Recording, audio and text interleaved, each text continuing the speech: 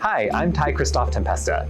My lab designs new organic materials from the molecule up. Basically what this means is we think about how to synthesize new organic molecules and link them together in new or unusual ways to create materials to address outstanding challenges in sustainability and health. Things like climate change, water security, and plastics waste.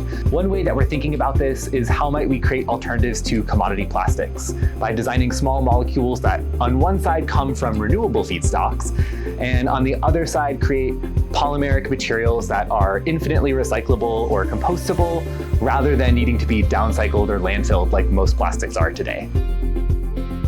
I came here because I was really inspired by the really welcoming and collaborative environment, the amazing shared instrumentation that's available here to really push my research forward, and the caliber of the undergraduate and the graduate students that are here. And certainly the weather doesn't hurt either.